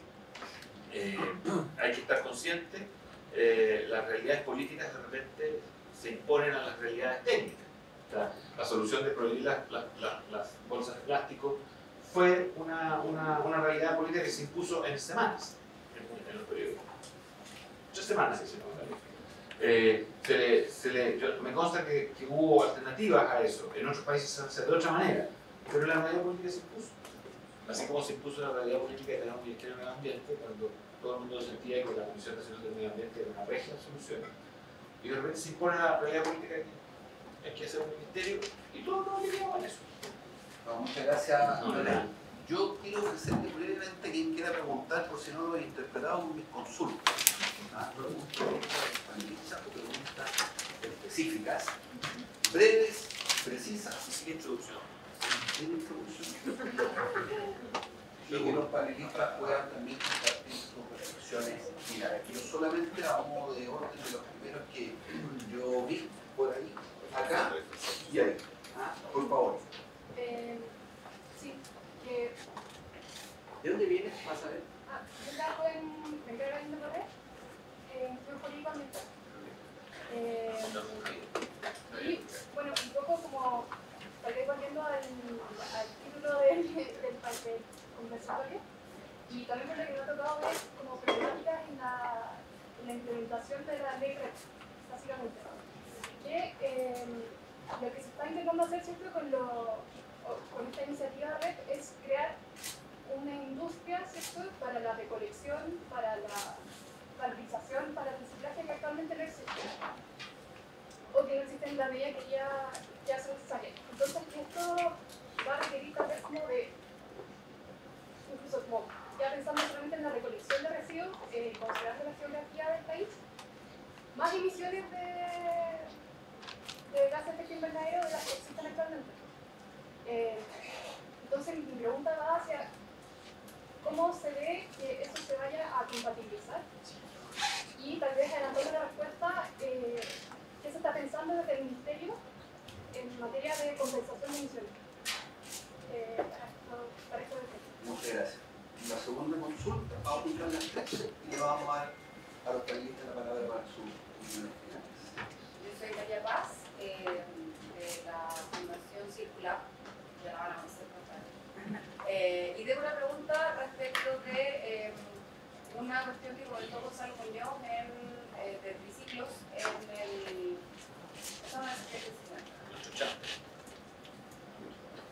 y que me parece que es una cuestión súper importante e interesante respecto del uso de cómo reducir las emisiones y el uso de plástico, y que tiene que ver con cómo hoy día nosotros traspasamos la carga al consumidor en el reciclaje. Y en el fondo, cómo no desde la industria empezar a hacerse cargo de repensar, por ejemplo, empaquetamiento, por ejemplo, la disposición de alimentos, para que el proceso de reciclaje no sea solo responsabilidad, entre comillas, del consumidor a la hora de adquirir un producto, sino que también como el productor mismo repiensa desde el diseño productos que sean más sustentables, que en el fondo no generen tanta carga en contaminación, uso de plástico. Ok. Eso. Y la tercera consulta. Municipalidad de Castroján.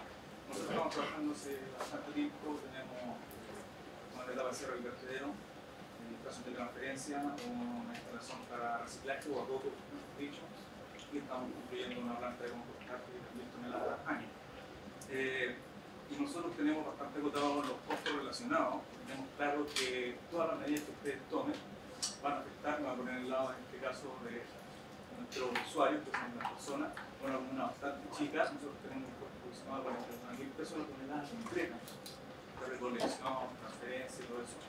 Y el costo, créanme, de llevar la tonelada de reciclaje es hasta 30 veces más. Esa es la realidad, porque lo que no veo en esto es una barra de la escala humana. ¿Cómo conseguimos ese 100% de efecto?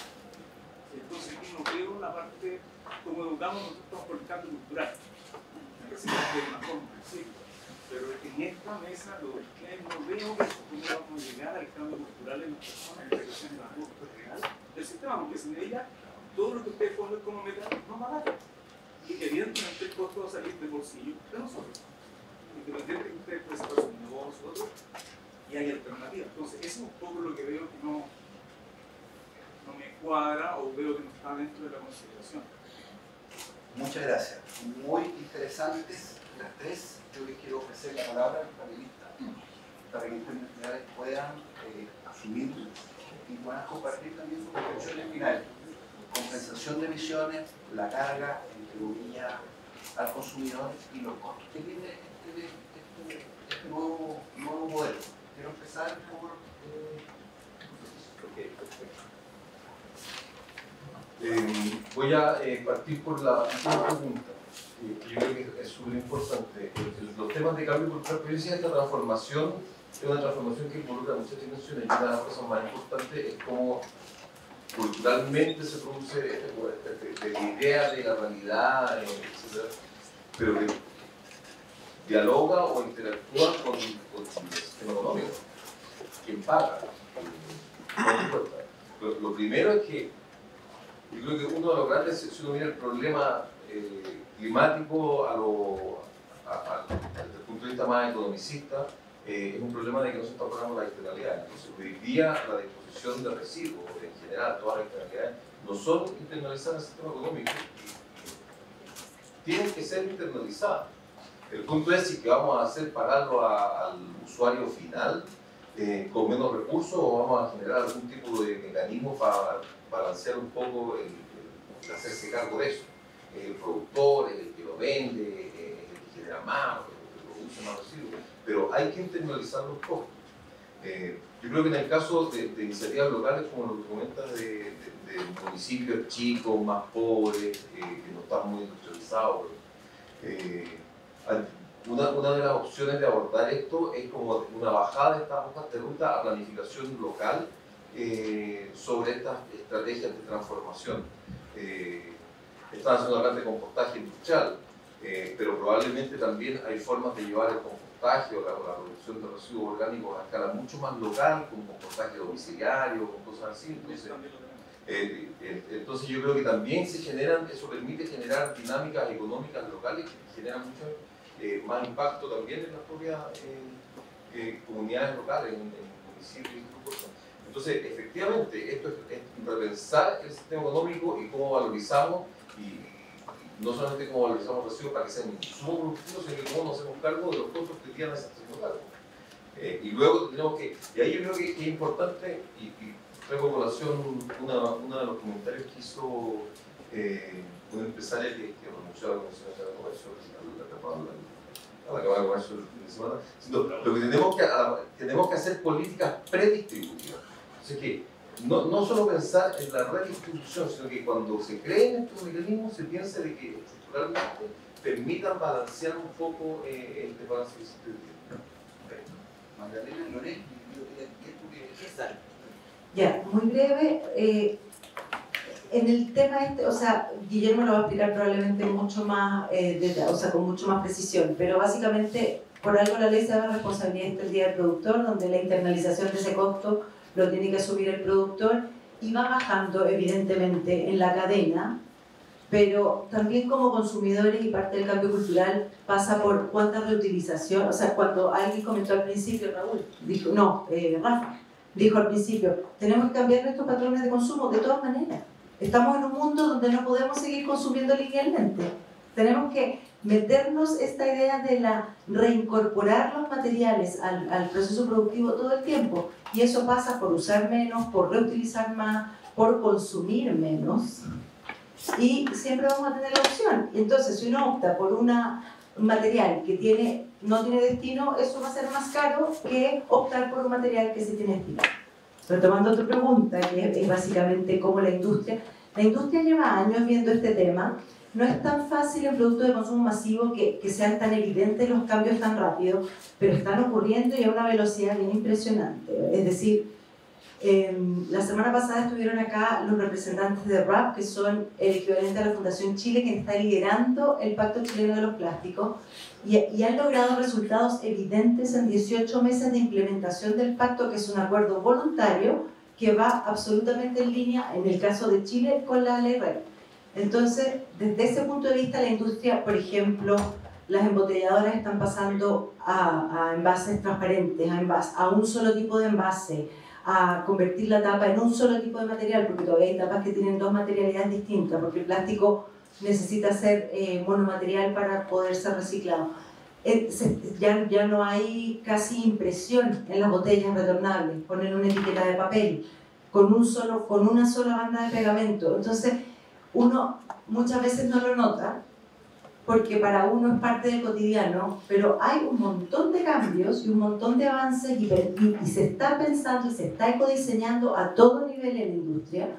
Por un lado, se están reduciendo los espesores, hace años se están reduciendo los espesores, a mi gusto muchas veces en extremos, y esto como consumidora, no como plastiquera. Entonces sí se hacen cosas, se mira mucho la experiencia internacional, se hacen ensayos que cuestan caro y muchas veces no tienen éxito también, pero se está trabajando en esa dirección. Sin duda, o sea, desde la industria hay un movimiento importante. El problema es que, claro, tenemos que hacer que pase la industria, que esté la infraestructura de recolección, que esté la capacidad de valorización. En Chile nosotros lanzamos el estudio de reciclaje de plástico, donde entregamos información un poquito mejor calidad que lo que estaba planteando Leonel hace un rato. Y en Chile, del 1.000.000 de toneladas de plástico que consumimos al año, ojo que eso no es solo envases, por lo tanto la mitad se queda en los celulares, en los parachoques, cosas de ese tipo. Solamente reciclamos 84.000 toneladas al año, o sea, muy poquito. Y de eso, apenas un 14 o 17, siempre 14, es domiciliario, y de ese domiciliario el 57% es botella PET. Como para que se hagan una idea de toda la información que hay que entregar y todo el hábito que tenemos que generar, porque todos los plásticos son reciclables, incluso las bolsitas de poroto, pero no sabemos, y hoy en día todavía tampoco está el mercado para darle una salida a ese material reciclado, que también es otra de las tareas grandes que tiene la ley. Muchas gracias, Magdalena. Bien, yo no me sentía aludido por ninguna pregunta en particular, pero yo estoy insistiendo más en el tema del cambio cultural. La manera de hacer buena política pública es generar información al respecto para evitar las políticas inmediatistas, y la mejor manera de hacer eso es que haya ciudadanos informados, conscientes y culturalmente preparados para este cambio. Entonces, yo he hecho mucho de menos a los funcionarios de gobierno dedicados al tema del reciclaje en los matinales. Yo creo que deberían estar en los matinales. El subsecretario debería estar todos los días en los matinales enseñando conducta, dando ejemplos, sacando ejemplos básicos. Es decir, cuando tú dices, muchos partidos se pueden reciclar, pero en realidad la gente no cacha que son reciclables. Bueno, ¿por qué no está el subsecretario o el jefe de la dirección mostrando cuál es el plan? Dicen, este plástico, este no, o este sí, con este otro no se mezcla. Así, yo creo que el cambio cultural es la raíz de los cambios en las personas, y eso toca la emoción, y se nos olvida la emoción y le metemos datos a las cosas. Y la gente no va a cambiar porque necesitamos datos. La gente va a cambiar cuando sienta que en el corazón, en el alma, que algo cambió. Y ahí se va a producir ese cambio. Muchas gracias, Lore. Y pido la palabra a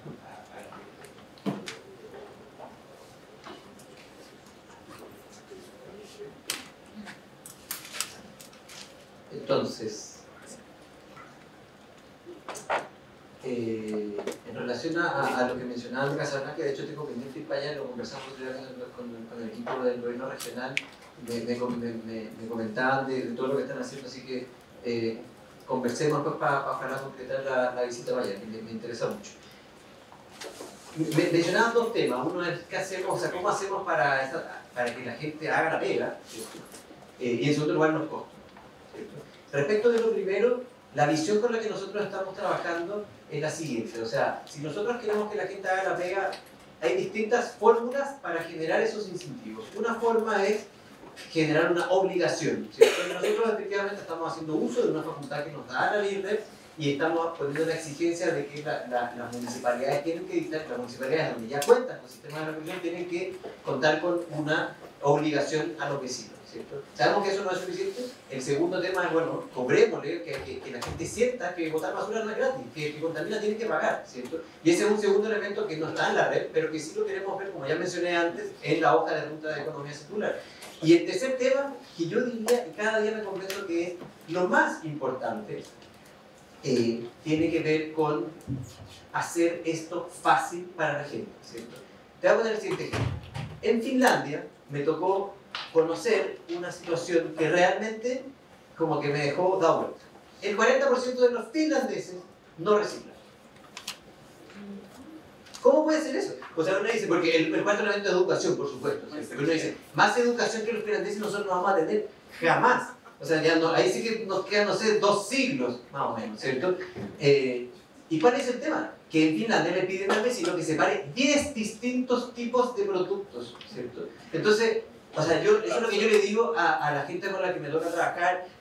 A ver, la gente al día siguiente tiene que preparar la colación para los niños al día siguiente, tiene que cuidar a los papás que están enfermos, tiene que hacer un montón de cosas en la vida. El reciclaje no es lo único que tienen que hacer, por favor, ¿cierto? Entonces tenemos que hacérselo fácil. Hoy día nosotros para botar basura le decimos, usted saque una bolsa, la pone ahí y 2 o 3 veces a la semana lo vamos a pasar a buscar. Pero si usted quiere reciclar, que es lo que queremos como sociedad que la gente haga, no. Tiene que separarlo, tiene que partir a no sé dónde. Si no tiene auto, bueno, no sé, se la ingenia, ¿cierto? Partir a no sé dónde y empezar ahí con esta cuestión de clasificar. O sea, en verdad, me tocó hacer el reciclaje nuevamente el domingo, y en verdad que es, o sea, hay que tener mucha como vocación para hacerlo, ¿cierto? Y entonces, la visión con la que nosotros estamos trabajando es decir, esto tiene que ser simple para la gente. Y entonces, ¿cuál es la visión? La red debiera tener, ojalá, un contenedor, ¿cierto?, donde va lo reciclable. Orgánicos debieran tener otro contenedor donde se lleva lo orgánico o bolsa, ¿cierto? Y de ahí te queda una pequeña bolsa de basura, ¿cierto? Y eso es lo que hacen en países donde esto funciona bien, ¿cierto? Los belgas no tienen más educación que los finlandeses, pero reciclan muchísimo más que los finlandeses porque es muchísimo más fácil hacerlo, ¿cierto? Y ahí nos metemos también en el otro tema que mencionaba por allá, que aquí vamos a tener más transporte. Espérate, hoy día estamos yendo 3 veces a la semana a las casas de las personas. ¿Qué sentido tiene eso? A recoger basura. Podemos ir las mismas 3 veces y vamos recogiendo cosas distintas, ¿cierto? Si tampoco necesariamente tenemos que tener una huella de carbono mayor asociada al transporte, tenemos que hacerlo de una forma más inteligente, ¿cierto? Y ahí por cierto entra el tema costos, ¿cierto? Porque si bien en el transporte podemos netear, sí hay costos adicionales, porque una planta de compostaje cuesta plata, porque una planta de clasificación, si nosotros le decimos a las personas que lo pongan juntos y después vamos a clasificar, eso cuesta plata, ¿cierto? Y ahí entra justamente de nuevo el tema de los tiempos. Esto es algo que tiene que desplegarse de forma gradual, porque si no, esto realmente va a ser un costo que como sociedad no vamos a estar dispuestos a asumir. Y por lo tanto tenemos que ir de a poco, y eso es lo que nosotros hemos planteado, ¿cierto? Y así están concebidas las metas, que son metas graduales que van incrementando justamente para que esto sea un proceso de absorción gradual de los costos que va a significar la implementación de todo esto, ¿cierto? Y también pensando en costos, hoy día, ¿cuál es el niño símbolo o la niña símbolo, se podría decir, de el reciclaje en Chile? No es Vitacura. A ver si alguien sabe cuál es la línea símbolo hoy día. La comuna de Santa Juana en la región del Biobío. Una comuna de 13.000 habitantes no destaca por sus ingresos, ¿cierto? Y hoy día están haciendo justamente eso. Están llevándose por acá lo orgánico, por acá lo reciclable y la basura. Y están reemplazando, ¿cierto?, la cantidad de veces que estaban pasando a recolectar basura para hacer esto. Entonces, esto, si bien hay un tema de costos, si Santa Juana lo puede hacer, entonces yo creo que muchas comunas de Chile lo van a poder hacer, y en ese sentido ha sido un tremendo error. Pero vuelvo a lo que mencionaba María Paz. Por cierto que esto no es solo sobre el reciclaje. Si bien queremos hacerle la vida simple a las personas, también tenemos que pensar en cómo por eso puse el ejemplo del detergente, ¿cierto? De la ecocarga. Porque en el fondo eso es lo que también buscamos generar. Y una de las innovaciones que estamos haciendo a nivel de la red es justamente lo que se llaman los proyectos de reducción, donde este podría perfectamente ser uno de ellos, donde no solamente vamos a premiar el reciclaje, sino también queremos premiar cuando reducimos con formas ingeniosas, innovadoras, ese tipo de cambio. Y trazables, ese tipo de cambio. Eso, muchas gracias. Muchas gracias, Guillermo. Yo les pido un aplauso.